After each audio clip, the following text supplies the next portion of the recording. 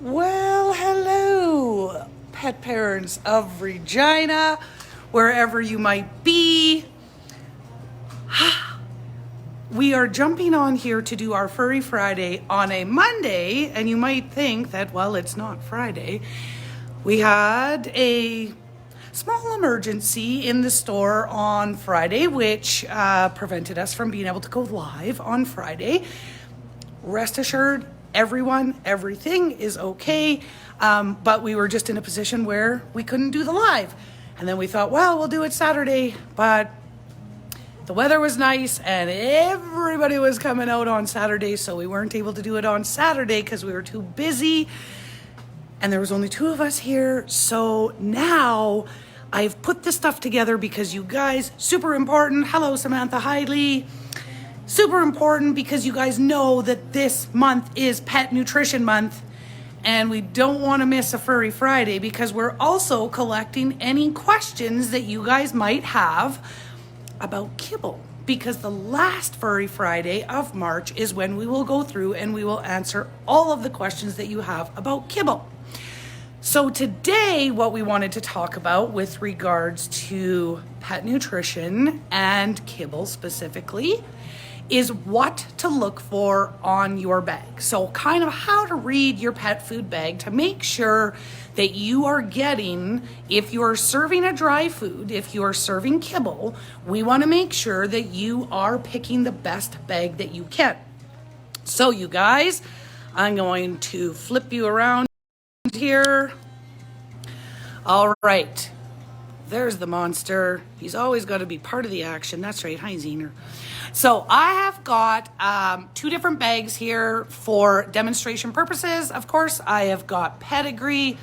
Oh, and now I made my papers backwards for you, but because I'm going to flip you around, I don't need to have backwards papers. So it's a good thing I did them frontwards and backwards. So we've got, hi, Catherine. Hi, Leslie. We've got a bag of Pedigree and a bag of Open Farm just to do some demonstration purposes. What I also did was I printed out the ingredients so that I can show you what we want to look for. And the reason I did that is because they're, whoops, look at me. I'm not supposed to rotate the phone. They're tough to see in here. So I printed them out so that we could take a look. All right. Hello. Okay, so first of all, we're going to take a look at Pedigree. We always say to you guys, you want to take a look at your first ingredient to make sure that it is a named protein. So if we take a look at Pedigree's ingredients, our first ingredient is ground whole grain corn. Though they have named it, it is not an animal source of protein. If we compare that to Open Farm, ocean caught whitefish. So we know exactly what type of protein that is. Okay. The next thing I wanted to point out here, second ingredient in Pedigree's ingredient label is meat and bone meal. And if you guys have been with us for any length of time, you know that if we see meat and bone meal, first of all, meal is powdered protein, right? It's essentially protein that has had all the moisture removed and becomes a powder. So think protein powder versus steak. But we don't know what kind of meal this is, what kind of animal it came from. It says meat and bone meal. So meat from who, bone from who? We have no idea the source animal. That is a red flag. If you see an unidentified meal or protein source, if you were just to see animal meal or animal fat or meat fat, you wouldn't see meat fat, sorry, but animal fat you might see. We don't know what that animal is, and in this instance, we do not know what the meat or bone is. So again, in comparison, ocean caught whitefish meal is the meal that is used in Open Farm. So we know exactly what the protein source is. That's important stuff, you guys. Second thing I wanted to point out, you can't really see my circle around here, but I've circled that what they've done is they have animal fat. We don't know what the source animal is. That could be any type of animal. Literally, you guys, and it's disturbing, but it could literally be roadkill. It could be dead zoo animals. It could be euthanized pets. It is in all likelihood some sort of what is referred to as 4D meat, which means diseased, dying, disabled, or dead, and not by slaughter. So animal fat, we don't know what the source animal is. And that says it's a source of omega-6 fatty acids preserved with BHA. Remember, we've talked about this before too. We do not want to see anything preserved with BHA or BHT because those particular preservatives are used, they're a synthetic preservative that are used in substances like jet oil, lipstick, embalming fluid, pesticides, and that's to prevent those particular products from drying out. So they're using it to prevent the food from drying out, but that is not something that we want to feed the furry guys. Soybean meal, natural. Okay, so chicken byproduct, meal byproducts. Again, you guys, if we see byproducts, we don't want to feed that either. Byproducts means that it is inedible by humans, not consumable by humans. It is the waste of the human food industry. So byproducts is a red flag that I would not feed to Zaner either. And the next thing I wanted to point out here was salt. Okay, I've got the salt circled. Now the reason that salt is important, we want to find the salt on the back of our bags because salt makes up 1% of this entire bag. Okay, 1% of this entire bag is salt. Take a look here at their little picture. They've got some peas and some carrots. And then in the food, you can see that the food is colored. That's supposed to represent peas and carrots, those little green and orange chunks with the meat in here. I'm going to show you where that color comes from. Yellow number 5, yellow number 6, red number 40, blue number 2. Those are paint. Literal paint, you guys. This is how they are making this food colored. At the end of the day, our dogs and cats do not care what color their food is. This is to appeal to our sensibilities to say, ooh, look at the fruits and veggies, or look at the veggies in this food. Now I'm going to show you where the veggies are. Remember that salt is 1%, okay? Anything after salt is less than 1%. So let me find them. Here we go. Dried peas after the salt. And I think they list dried carrots in here. Oh, there we go. Dried carrots. Look where the salt is. Look where those dried carrots are. Where'd they go? Dried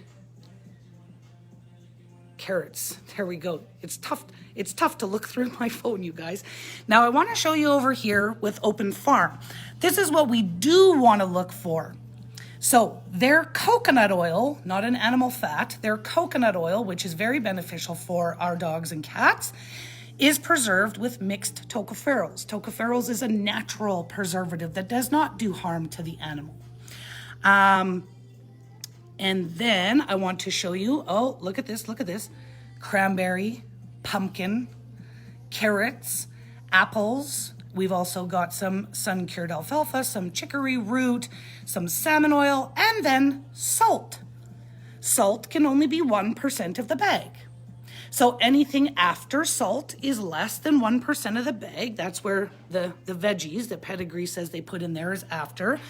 But with Open Farm, the fruits and veggies are before the salt. That means that our animals are actually getting some nutrition from the fruits and pumpkins, from the fruits and vegetables that are being put in the food because they make up more than 1% of the bag. I also wanted to show you, oh, there we go, rosemary extract. This is also a natural preservative that does not do harm to the animal when we are feeding it in the food. So this is how Open Farm is preserving their food versus BHA, okay? The other thing that we can take a look at, and I didn't print this out, and now I've got the French side. Hang on, you guys. All right. The other thing that we can take a look at is the guaranteed analysis, which you will find on every bag. Let me find pedigrees here.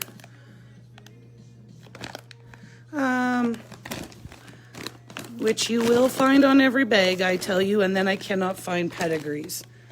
Let's see here. It's telling us our feeding guidelines. The guaranteed analysis should be in here somewhere. Right, Ella? It's not just me. I'm not blind. Might be hiding somewhere. That's what I'm thinking. They don't want it to make it easy. Okay, well, I'm going to show you on the open farm because I know that it is here. Hello. The guaranteed analysis, why this is important is we want to understand. Oh, did Ella find it? It's like very hard to read. Very tiny in there, all crunched up, so I wouldn't be able to actually read it before I buy the bag. But we can definitely look that up too. Here's why the guaranteed analysis is important.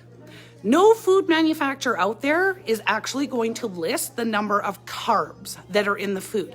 And remember that we talk about carbs because our dogs and cats have no biological requirement for carbs. When they eat carbs, those carbs turn to sugar, and sugar is what feeds disease. So we want to find a very low carb food. Pedigree, I'm just thinking off the top of my head, you guys, from when I figured this out before, I know is over 50% carbs. So what does that mean? That means that every time that we put 2 cups of this food into a bowl, our animal's body will actually only use 1 cup. If 50% is carbs, the other 50% is coming out in your backyard. So when we look at open farm, the way that we're going to figure out the number of carbs in our food is we want to first add protein and fat, and then we also want to add moisture. So you can do this on your own food bag as well. And if they don't list ash, which many don't, including open farm, they don't list their ash, 8% is a good average to include. So we would add 30 plus 14 is 44, plus 10% for moisture is 54, right? 30, 44, 54, plus 8 is 62, which leaves us, if we subtract that from 100, with 38% carbs. So open farm comes in at 38% carbs. When we're looking at a 50% carb, half of everything we put in the bowl is sugar. Their bodies don't use it, comes out in the backyard. And why do we want to feed something that's actually going to do harm, cause inflammation, or a variety of other health issues for the furry guys? So, quick recap, because I know that was, sorry guys, I should have done my homework a little bit more and found the guaranteed analysis of pedigree. You want to look at that first ingredient. Is it a named protein source? Corn, wheat, rice. We don't want to see those as the first ingredients. We want to see a named protein source. We want to see that a food is preserved naturally with a vitamin E or a vitamin C or a rosemary extract, mixed tocopherols. We do not want to see BHA, BHT, or ethoxyquin. If you see those on your bag, get rid of them. I think my cat food is good, but looking it up to double check for sure. So what you can also do, this for everybody, and I don't want to mess this up. Just nothing. Oh, I'm not going to say this right, Jackanetha? Oh boy. I'm going to call you Jack for short because I am totally messing up your name and I apologize. You can go on our website. At the bottom of every page, you're going to see, okay, good, I was close. You're going to see at the bottom of every page on our website, you're going to see what grade is my kibble. And all of this information is there in a quick little easy, Jacintha. Okay, thank you, Jacintha. All right. So you can go to our website. Everybody can go to our website. At the bottom of every page, you will see what grade is my kibble. And when you see that, click on it. It's a PDF. You can then either print it off and fill it out. It's basically, you're just going to help. Hi, Maria. You're just going to score your kibble. So it's going to ask you what the first ingredient is. It's going to ask you how it's preserved. It's going to ask you where's the salt. And in comparison to that, where are the fruits and veggies? Are there fruits and veggies? Because a lot of foods don't include fruits and veggies. And then it's going to walk you through figuring out the calculation of your carbs. When you've done all of that, it's going to assign a grade to your kibble. And remember, guys, we only ever want to serve a grade A kibble. B's and C's might have cut it in high school, but they do not cut it when we are feeding the furry guys. We only want grade A kibbles. So if your food scores anything other than an A, time to look for a way to either improve that food or switch that food. And this is the best time to do it because we're doing our kibble swap, right? So we will pay you cash to bring your old food into us and we'll switch you out for some open farm. And you can see the difference that it will make in your furry guys. So, okay, again, quick recap. You're looking for protein as a named source of protein as your first ingredient. You want to find the salt. Make sure your fruits and veggies are ahead of the salt, before the salt, not after the salt, because ingredients are listed in order of size from largest to smallest. So if salt is only 1% of the bag, we know that everything after salt is less than 1%. So when Pedigree indicates that they've got their dried carrots and peas, but that is in after the salt, we'd be lucky if there was one little chunk of actual pea or carrot in that food. Maria says Open Farm is definitely a very good food, guaranteed. Yes, Mr. Milo is a picky little dude. Well, he's not so little, but he is very particular when it comes to his yums, and he loves his Open Farm. Zaner does too. He's looking at me like, what about me, Mom?